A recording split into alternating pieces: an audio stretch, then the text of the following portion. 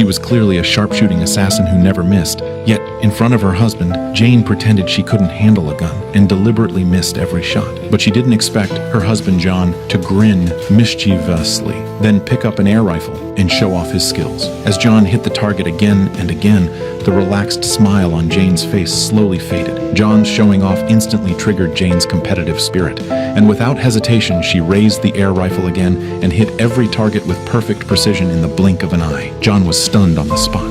But what Jane didn't expect was that John, just like her, was also a top-tier assassin. 2 months earlier in Colombia, John was waiting in a hotel for his assassination target when he suddenly heard gunshots, and moments later a large group of officers rushed inside and started questioning guests, staying alone. Soon, the solitary John was targeted by the police. At the same time, Jane, who was also staying at the hotel, hurried into the hotel lobby.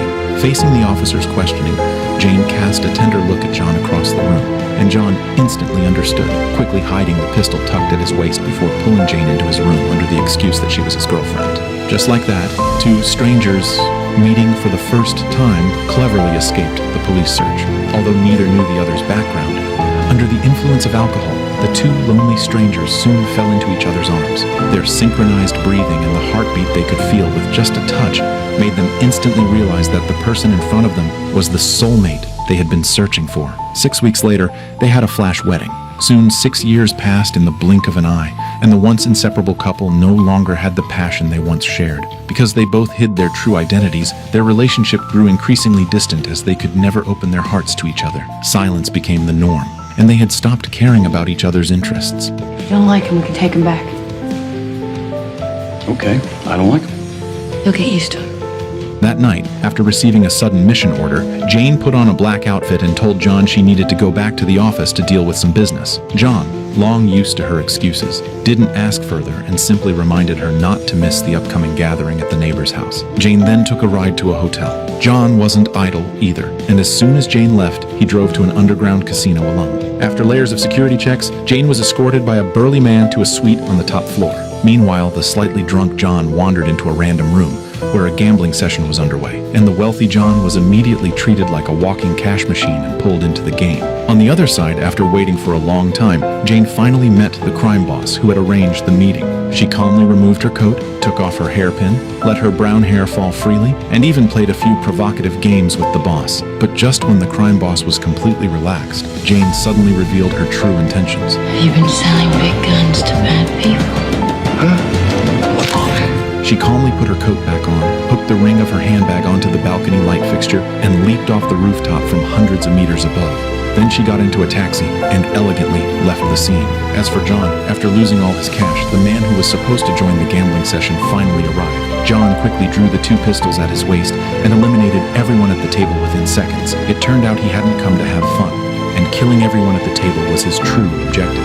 Half an hour later, the Smiths reunited and showed up at their neighbor's door with cheerful smiles as if nothing had happened. But the moment John and Jane returned home, they instantly reverted to the distant couple they had become. Late that night, they each received calls from their respective agencies, and as always, they hid the truth from each other. Jane claimed it was just her father calling to check on her, while John said there was a problem with the dam he managed and he needed to travel to Atlanta for a few days. Early the next morning, John pulled his suitcase to the storage shed in the corner of the yard. Under the metal hatch inside the shed was John's secret weapons cache, neatly filled with guns, ammo, and stacks of cash he needed for missions. The moment John's car engine started, the supposedly sleeping Jane immediately sat up. She went to the kitchen and entered a code into the oven, and a small weapons storage box filled with guns and knives rose into view. John didn't go to Atlanta either, but returned to the office to check the mission details. After verifying the identity information, he learned that the assassination target was a prisoner named Benjamin. Meanwhile, Jane also arrived at her agency and received her new mission order. Strangely, her assassination target was the exact same person as John's. Because Benjamin would be escorted by the FBI and enter the United States by land, the desert road along the US-Mexico border was the best ambush location. Jane arrived early, planting high-powered explosives along the route. While she lay casually in the observation post waiting for the target convoy, John suddenly drove an off-road vehicle straight into her minefield. knocking over a sensor post and even stopping to relieve himself nearby. Although annoyed, Jane assumed John was just a random passerby. At that moment, the convoy escorting Benjamin approached the minefield, but to Jane's shock, the passerby John pulled out a rocket launcher from his back seat. Realizing she had been tricked, Jane immediately raised her rifle and opened fire on John. Luckily, John was wearing body armor and barely survived. Only then did John realize there was another assassin at the scene, so he changed his target and aimed the rocket launcher at Jane's observation post. But the explosion triggered the minefield's countdown early, causing the blast to occur before the convoy even entered.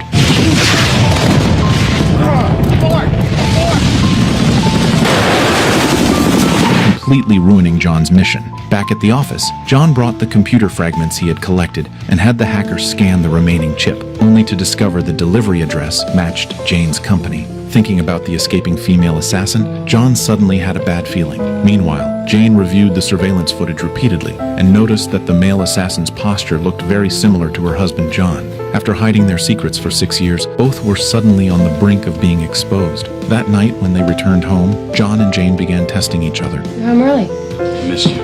I missed you too. They appeared calm, but the moment Jane turned around, John immediately emptied the wine in his glass. Sitting at the dining table, John discreetly hid a butter knife, but Jane then returned with an even bigger knife, startling John into quickly volunteering to cut the meat. Before he could finish, Jane pulled another long knife from her waist, and the steak Jane cooked caused even more trouble for John, who chewed so hard his jaw almost locked. Yet the piece of beef still refused to go down, and he eventually spat it out. To change the situation of always being on the defensive, John decided to strike first. He lifted the wine bottle and poured Jane a full glass of red wine, then took advantage of her distraction and deliberately let the bottle slip from his hand.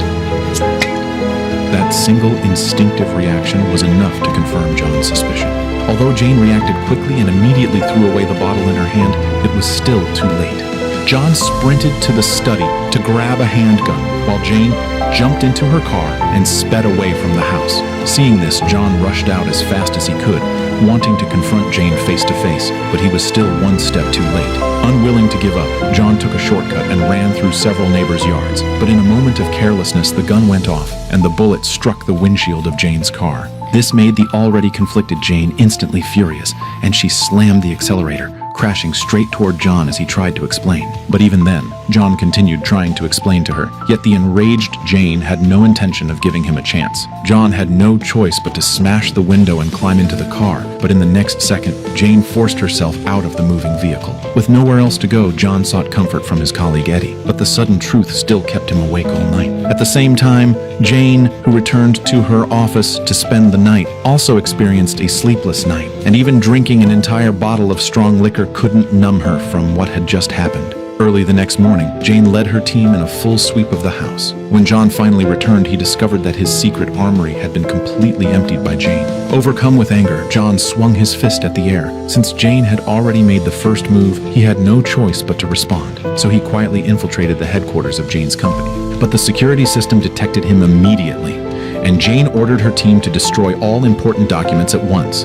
When John entered the building from above, Jane had already used a customized nail gun to secure a cable to the building across from them. Although John had plenty of chances to fire, he still couldn't bring himself to shoot her and could only watch as Jane escaped before his eyes.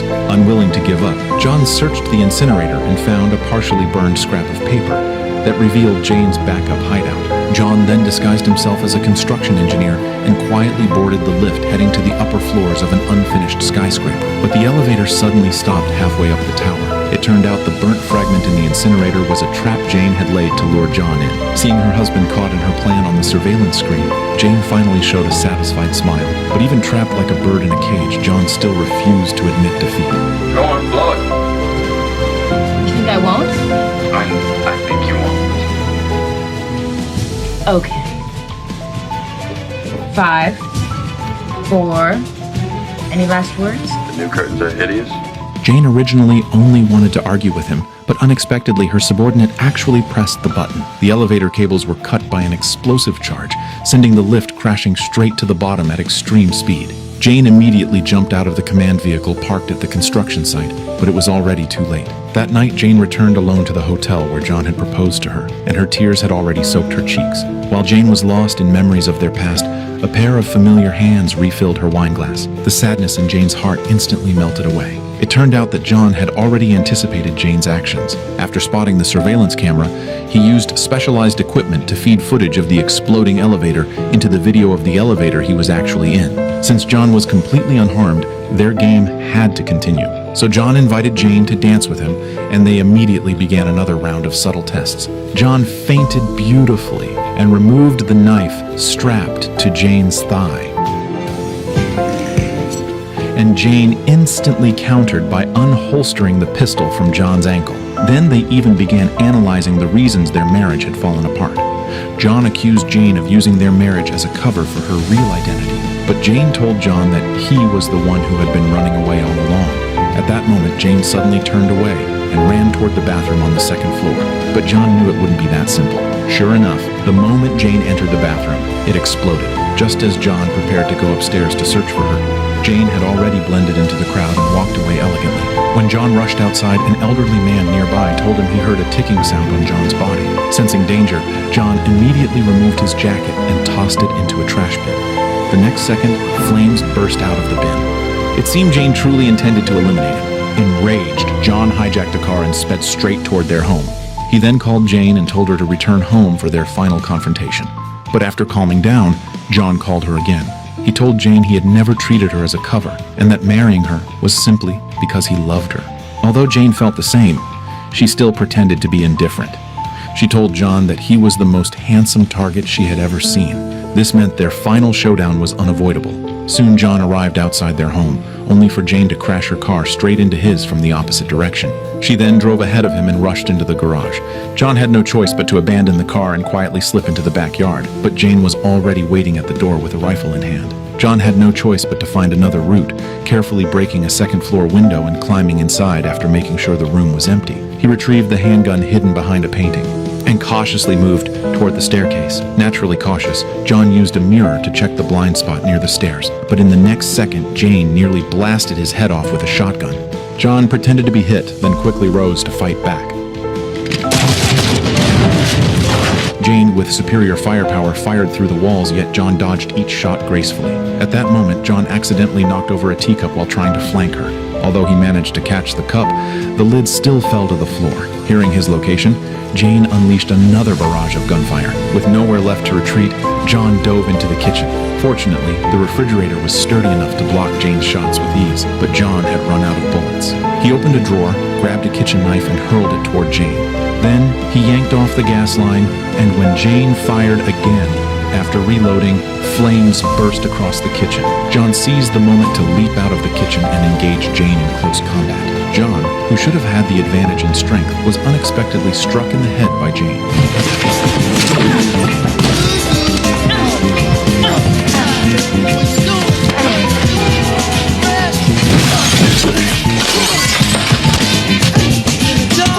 They fought through more than a dozen rounds and remained evenly matched. At a critical moment, they reached for the guns on the floor at the same time. But after locking eyes, John couldn't bring himself to shoot and was the first to lower his weapon. Don't! Come on! Seeing Jane's tear-filled eyes, John gently pushed her gun aside. The next moment, they held each other tightly. Even though they had nearly taken each other's lives, this was their way of finally opening their hearts. When the neighbors arrived with the police after hearing the gunshots, the couple who had been engaged in a fierce confrontation moments earlier had already completely reconciled. Time quickly moved to the next morning. Just as they were enjoying breakfast among the ruins, several smoke grenades suddenly shattered the peace inside the house. It turned out that their organization had only given them 48 hours to eliminate each other. Since neither of them completed the mission, their organization sent assassins to carry out punishment. With their ammunition completely depleted, Jane and John had no choice but to hide in the basement. But the assassins ignored all rules and even used a robot to drop a bomb into the basement. Fortunately, John reacted fast and kicked the bomb under a barrel of oil. Jane and John, with no way out, had no choice but to fight their way through with everything they had. Moments later, the house that was already in ruins was completely flattened by the explosion. After that, they took the neighbor's minivan and fled the scene at high speed. But just as they entered the highway, a second wave of assassins caught up to them. So they quickly switched seats, and John, finally free to fight, launched a counterattack. But at the critical moment, John suddenly confessed to Jane that he had been married once before. Jane, furious in an instant, slammed on the brakes. At that moment, one of the assassins climbed out of the sunroof of the car behind them. So John swung the golf club and knocked him out, then pulled the pin on the grenade strapped to his chest. In the blink of an eye, the first vehicle was reduced to ashes, but Jane and John continued their round of confessions. Jane told John she had been an orphan since childhood. Meanwhile, the remaining two cars continued chasing them relentlessly. Seeing that John still couldn't get a clean shot, Jane drifted the car into a sharp turn and fired several rounds, blowing up both fuel tanks with perfect accuracy. Afterward, they went to John's colleague Eddie for help, but Eddie advised them to split up and run on their own, saying that was the only chance to survive. Unless they could find Benjamin, the drug lord who was being hunted by both companies, and maybe then the bosses might spare them. So Jane secretly contacted her former assistant, and with her help, they located the place where Benjamin was being held. Then they began the first joint mission of their lives as assassins. Although they were both top killers in their own companies, their working styles were completely different, and they had absolutely no chemistry. But with their exceptional skills, they still managed to capture Benjamin from the heavily guarded facility. But after questioning him, they realized that this so-called drug lord was only a rookie who had just joined the assassin organization. He was merely a decoy planted by both companies, and John and Jane were the true targets. Months earlier, the two rival assassin companies discovered that their top agents were actually married to each other, so they cooperated and created this plan to eliminate them. Each company assigned them to assassinate the same target, believing John and Jane would fight each other to the death. If Benjamin was the bait, then kidnapping him was the trap deliberately prepared for them. After searching him, John found a tracking device hidden in Benjamin's belt. At that moment, the assassin organization's convoy arrived outside. Luckily, John and Jane were prepared and escaped into a nearby sewer, avoiding capture once again. At this point, they had both prepared their own escape routes, but splitting up now might mean saying goodbye forever. After a serious discussion, they decided they would no longer run away. John and Jane then infiltrated the shopping mall next door and prepared for a direct confrontation with their companies. They put on bulletproof vests, checked their weapons, and used the terrain to wage a guerrilla battle. Not only had John's hammer skills improved, but Jane's mastery of throwing knives had reached perfection. She not only eliminated several assassins with a single strike each, but also accidentally drove a knife straight into John's thigh. Naturally, he didn't dare complain about his wife's mistake and quietly pulled the fruit knife out before moving on. But the moment he turned around, a rain of bullets poured toward them. They could only fire while retreating, using the mall's layout to continue the fight. John moved clockwise to draw fire, while Jane climbed onto a shelf to snipe the assassins from a distance. But soon, Jane's exposed position was overwhelmed by enemy fire and she fell to the ground. At the critical moment, John rode in on a stolen dirt bike. Jane quickly recovered and unleashed the 6-barrel Gatling mounted on the dirt bike, mowing down the assassins. But there were simply too many of them, and their dirt bike was soon sent flipping over by an incoming RPG. But top-tier assassins never give up easily. In a life-or-death moment, John and Jane chose to trust each other completely and fight back to back. They used each other as their center point, standing together and entering their ultimate battle against the assassins. To protect the person they loved most, they did not back down even in such a desperate moment.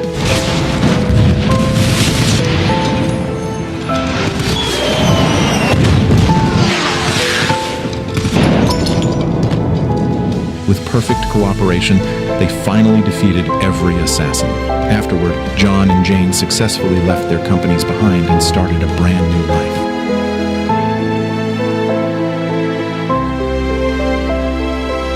If you want more movie explainers like this, comment the next movie name.